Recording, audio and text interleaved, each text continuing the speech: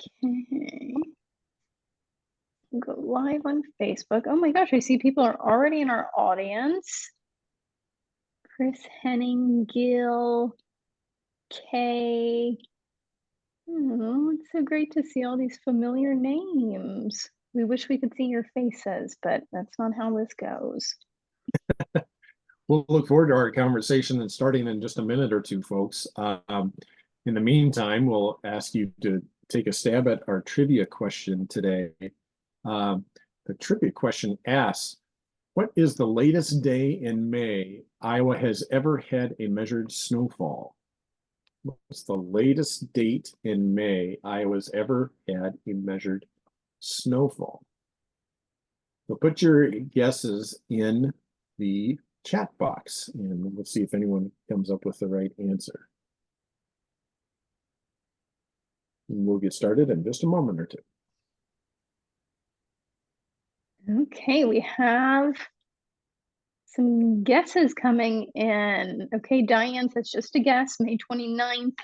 Mel Conrad says the 25th. Craig says May 31st. Okay, we're gonna see. Margaret says May 15th. Dave says May 16th. These are great guesses. Okay. So it's just, yeah, so it's just 1 minute past 12:30. We are live streaming on Facebook, so everybody can go find this recording there right now, right after. You can share it, comment, do whatever you like. We will post it to IFU's YouTube channel in the coming days, if that's kind of an easier platform for everyone. Go ahead and whatever questions that come up for Cheryl, place them in the Q&A box.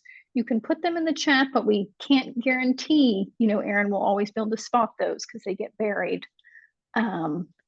So yeah, Aaron, are you ready? Do you want to get us started? I think we're set and ready to go. Thank you so much, Christina. Well, welcome everyone. This is the Iowa Farmers Union Lunch and Learn, and we are so grateful to be joined today by Cheryl Tevis. Cheryl, thank you for being with us today. Well, thanks so much. I appreciate the opportunity. Well, we are going to have a great discussion about a recent column that Cheryl wrote regarding the Daisy brand manufacturing plant that's being proposed for Boone. But before we get started, we want to just make sure we did a couple of announcements for the Iowa Farmers Union. As you may know, the United States House of Representatives Agriculture Committee is doing Farm Bill discussions today in committee. And the markup for the 2024 Farm Bill is happening right now. So please go to the action alert that is in the chat and tell Congress to support family farmers and ranchers in the 2024 Farm Bill. We have a couple of Farmers Union priorities that you hope you might learn about and focus on, and contact your representatives today. That discussion is happening right now in the U.S.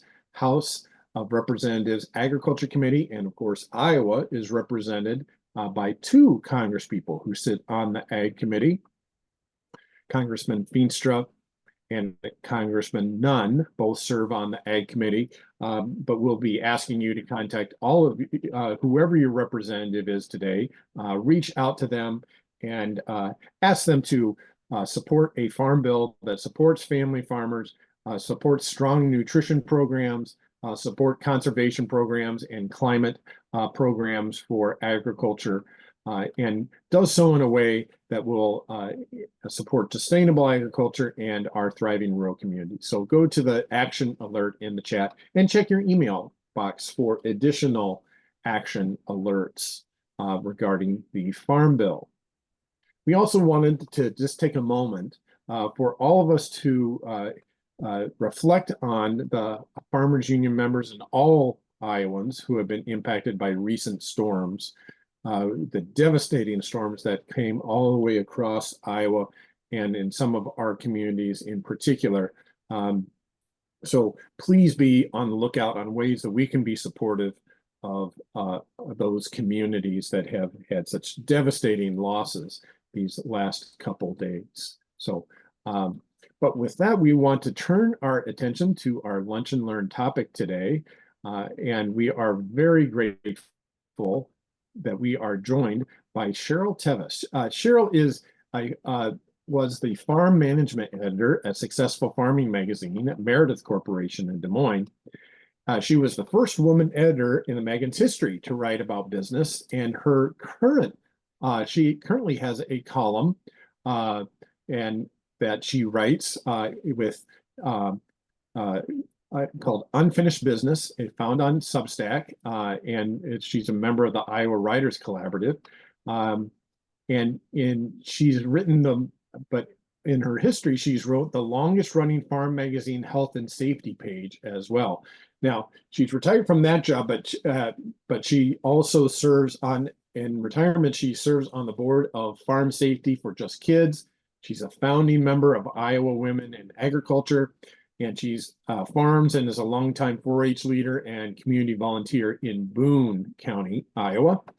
And her column called Unfinished Business is on Substack, and she's a member of the collaborative. And her recent column delved into the announced opening of Daisy Brand LLC manufacturing plant in Boone, and puts it in context with the dairy industry and its impact at the community level. Just as a little background, the manufacturing plant, 750,000 square foot manufacturing plant, is anticipated to create 255 new jobs and receives a hefty state and local incentive of $67 million.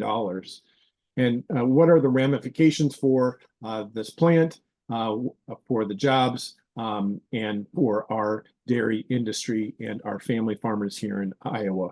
So we're really grateful that you're with us here today, Cheryl. Your column is really beloved by so many Iowans, and we were really happy you were able to join us to talk about this particular topic. So thank you for being here, Cheryl.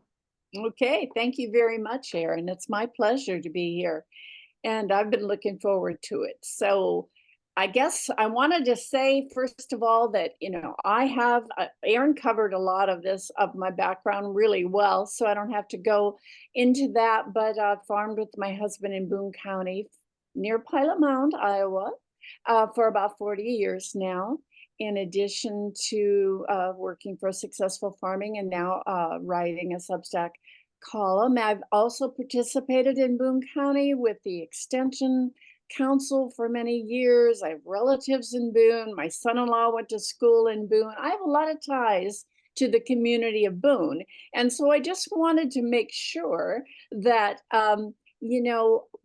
the article that I wrote, the column that I wrote about Daisy Brand is not meant to be critical of Boone whatsoever, because Boone has a lot of assets, but like a lot of Iowa communities, it has challenges too. And one asset is its new mayor. He's a very appealing, progressive, younger guy.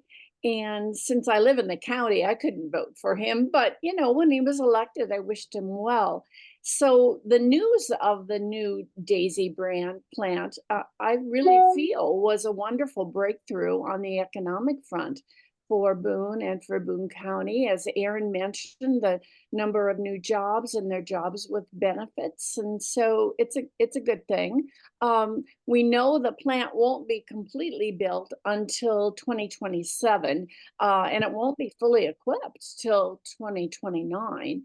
So, it's got a little ways to go here, but as soon as I heard about it, I started reading a little bit more and doing a little background work on it. And it mentioned in what I read, the plant was going to require an estimated, 43,000 dairy cows. And, so I got to wondering, I thought it might be worthwhile in a column to write, well, what's the impact on agriculture in Boone County? We know maybe a little bit about what the impact may be in Boone, in that town and that surrounding area, but what will be the impact maybe on agriculture in Iowa as well? And I think it's going to become clear that I have a lot more questions than I have answers. But anyhow, as I mentioned, I've lived in Boone County for about 40 years, and there aren't many dairy herds here. Not many at all, as a matter of fact. And, obviously a major company like Daisy Brand doesn't locate anywhere without being quite sure they're going to have a milk supply. I'm not questioning that whatsoever. So, but anyhow, as I wrote about it, I know it's not depending on the dairy farm that we know about best in Boone County, Hobb Dairy, which is a family business located between Ogden and Boone. And due to the lack of dairy herds in Iowa, in Boone County, Jeremy Hobb has been leasing his calves to 4-Hers for about 9 years to show at the county fair, so that we would really have better representation there. Now, I believe that's come to an end now, but he did it for 9 years, and he felt strongly about that. That dairy provides milk to Picket Fence Creamery in Dallas County. And many of us are familiar with Picket Fence for its milk products and its ice cream products that are on retail stores, like Hy-Vee or Fairway and others. So obviously, other conventional dairy herds would be needed, to fill this demand there.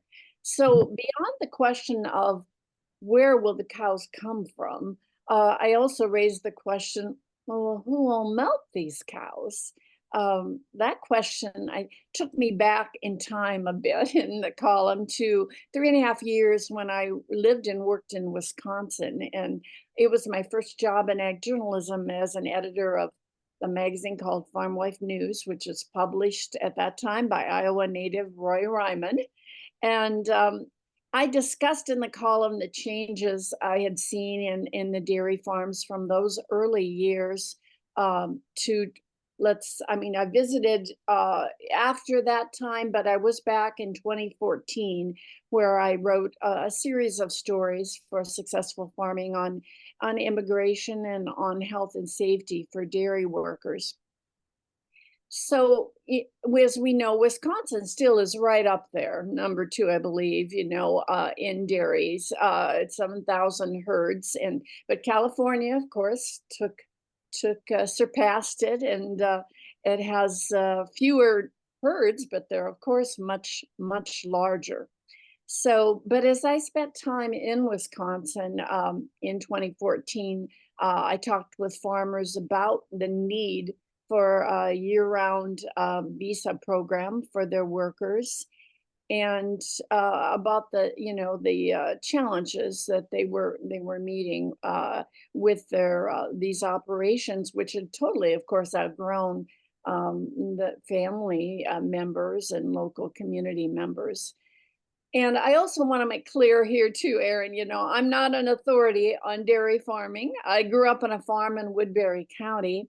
We raised hogs and cows and sheep in addition to crops. And our farm in Boone County was for a number of years in hogs, but more recently it's in cow-calf now in crops.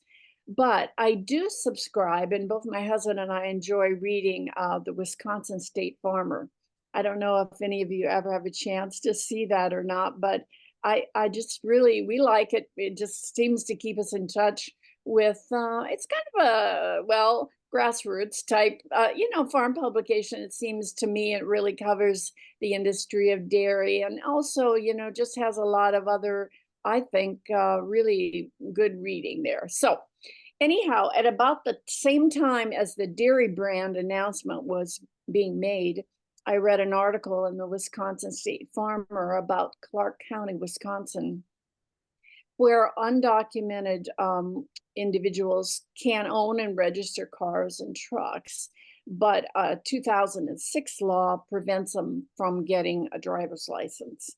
So the article focused on, the routine fines that come up from driving to their jobs and home without having a driver's license. Now, some of the workers are able to live on the operations, but if housing is not provided, they need to drive. And it just seems like it's,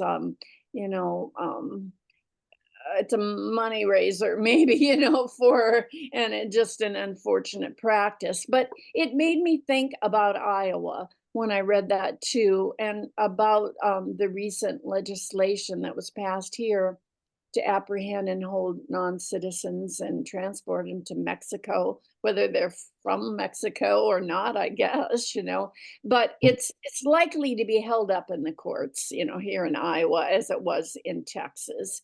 But but it's all part of this, you know, whole thing we're looking at in terms of more cows and more workers, and you know, how do the workers get there, and you know, what are the challenges and the hurdles that we're going to face here. So I have more questions and answers, but you know, I have to ask if Iowa pursues a conventional dairy model, which it seems to be, where will the dairy workers come from to milk the cows? And how will they get to work if they can't get a driver's license here?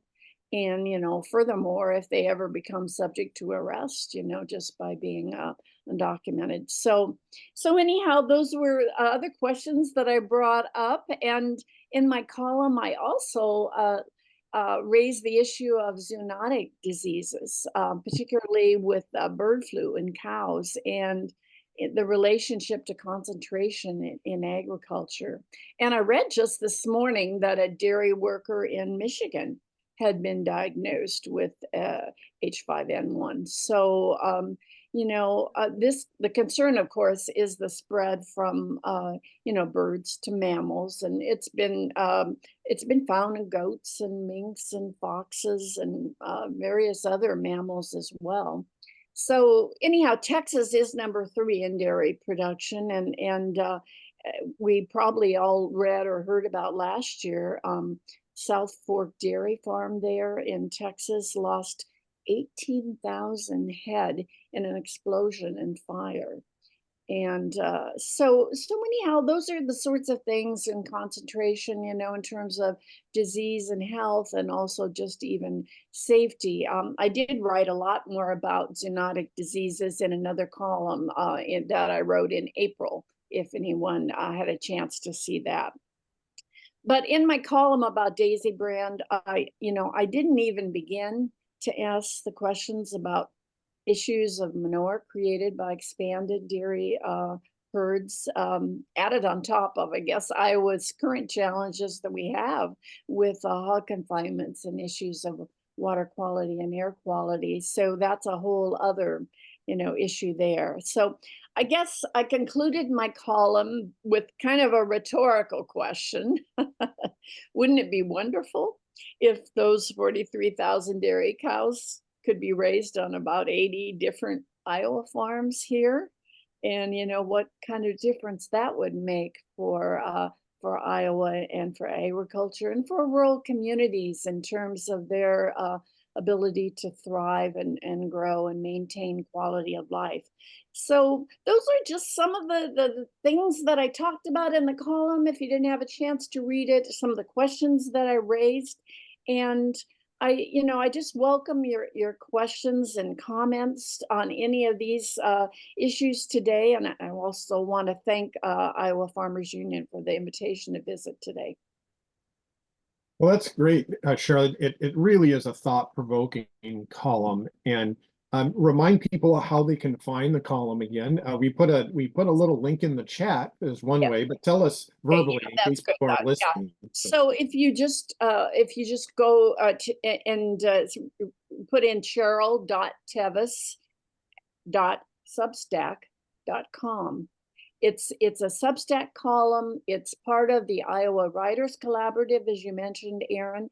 But it's actually, it comes in the email. You can subscribe to it for free, or you can contribute.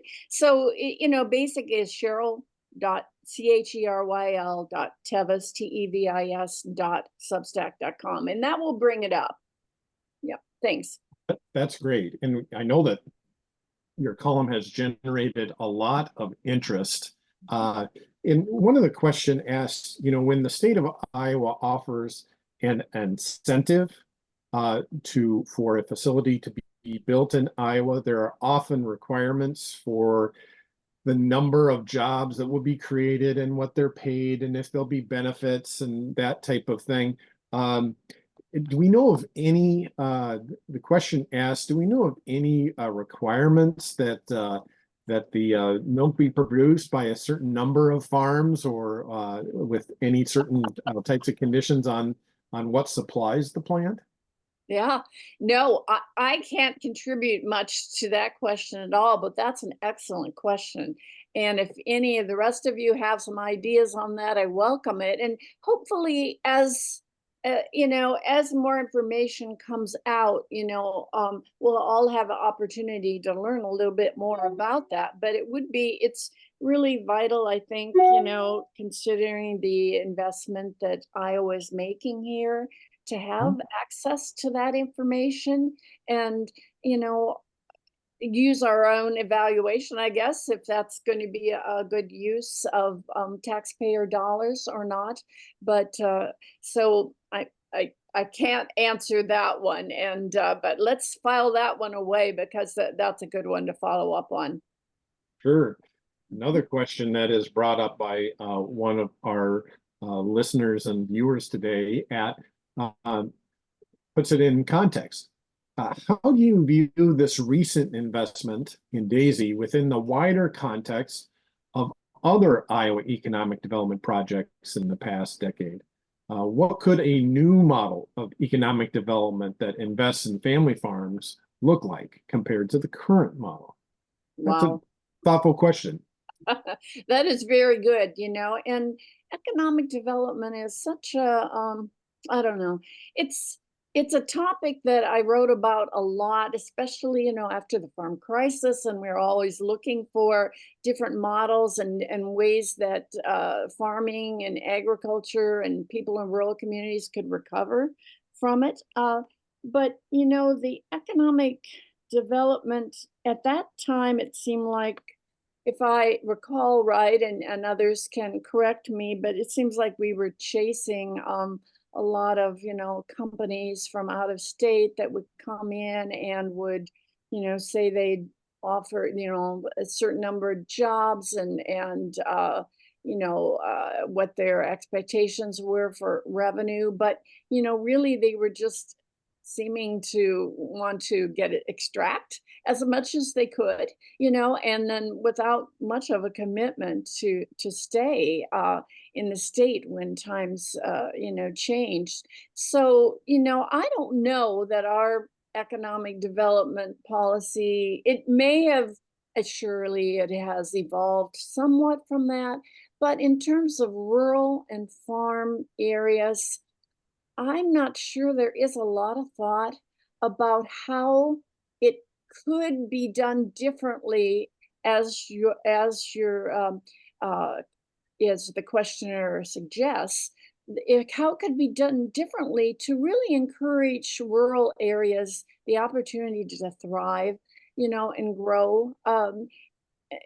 It's something that will not cause us to keep shrinking, in terms of the number of people and the number of schools and the number of churches and all of those things. Now, I think Daisy Brand is going to offer good jobs with benefits and, good paying jobs, but, there are surely, I just don't think there hasn't been enough emphasis on looking at rural and farm area economic development as a little different than other more urban areas, and also looking at it differently than maybe the current model out there is for agriculture. Yeah, another question asked, with dairy farmers struggling all throughout the Midwest from low prices, do we have any assurances that the prices paid to farmers for the milk will be above the cost of production? And I think that's a good question too, though I'm guessing one that we don't know the answer to yet. Right, right. But that is certainly fodder to be to use the farm expression, good fodder, to follow up on as we can learn more about where the expansion is going to come in Iowa, and are those current operations able to, pay enough to really make it a win-win, for the farmers who are struggling with these questions of expansion and also employment and workers and being able to meet requirements for manure and various other, water quality requirements and stuff. So it's a lot that they're dealing with as well. So, it would be good to know that they're being compensated for it. Yes, it would. And, another question asks, that it says that the federal government has gone out of its way to invest in local and regional food system development under this administration. And the question asks, does this look like those investments? Yeah. What do you think about that, Cheryl? No, it doesn't look like it at all. But I do think that I have read recently about some of the USDA grants going to operations that are a bit more regional or local. There are, as I mentioned, the Hobb Dairy and Pickett. I think it might be, don't quote me on this, it might have been Pickett Farms that was able to get a recent grant that was going to allow them to do some reinvestment in their equipment and their business and that sort of thing. And right. Another operation, which is a really good one that I wrote about a while ago, is Hanson Dairy, which is over a little near Hudson, Iowa. And I don't know if they've had a chance to also reap any benefits at all from USDA funding. But I do think there are some grants that are out there that are coming into agriculture, which are trying to be supportive of smaller operations. But, I don't think the economic development piece of that really is following through too much, and except that we do know we have there's a couple of opportunities for new meat processing plants and that sort of thing. That's obviously coming there, and that's again something we need to follow in terms of the investment being made there, and we hope it will be something that will help a bit with the concentration we have in meat processing. But then again, that's a whole other issue. Well, very good. Well, this is just the start of this conversation and what meaningful investments mean for rural Iowa. Thank you for writing the column and sharing your thoughts about it today. Tell us what you're working on next year. What can people look forward to reading about in the coming weeks? Oh gosh, I wish I knew. The weekly deadlines here are a little brutal when you're used to Farm Magazine deadline schedule. It's a little more leisurely, But well, I'm working. I'm trying to, this sounds a little nuts. And so, tune in, I guess, to see how it works out. But I'm looking a little bit at, the idea of playing with a column about the cicadas, and the ones that are, the 17-year and type of, the immersion, their emergence now, and playing with the idea of looking at if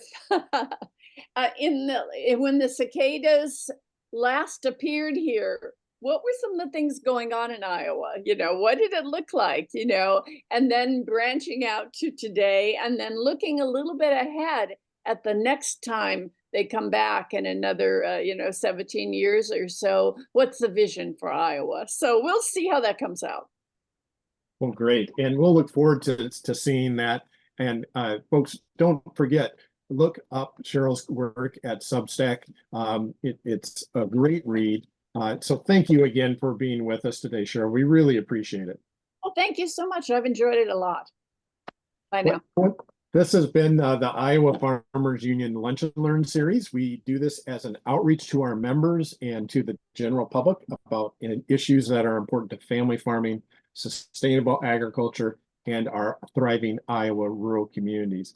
If you haven't had a chance to become a Farmers Union member, please do so today. Your membership, your donation helps us reach out and bring the message of family farming to the rest of the state and to the rest of the country. We know that we are strongest when we work together, and your part is really important in it. So consider joining today if you haven't had a chance.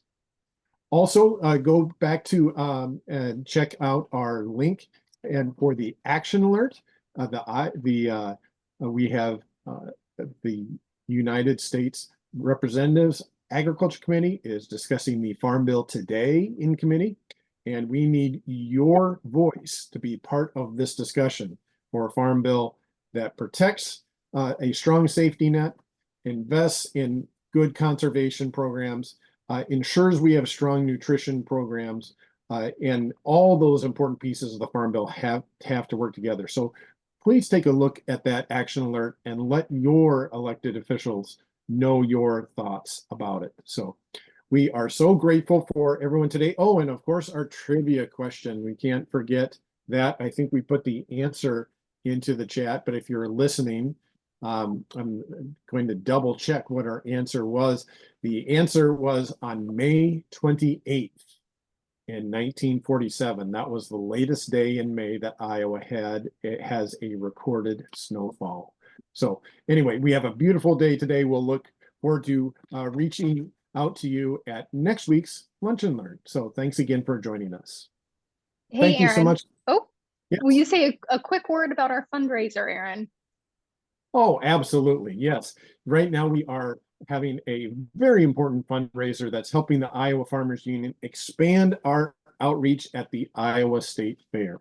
We have an opportunity to have a sponsorship of a specific day at the Iowa State Fair, the Iowa Farmers Union Day at the Iowa State Fair, with a huge presence along the Grand Concourse. Of course, it takes a lot of resources and a lot of effort to put this all together. So please contribute to that effort for the Iowa State Fair sponsorship with the Iowa Farmers Union. We are really looking forward to that on August 11th. Okay, well, thank you so much, everyone. Thanks again, Cheryl. We really appreciate it. Have a good day. Thanks, everyone. Bye. Bye now.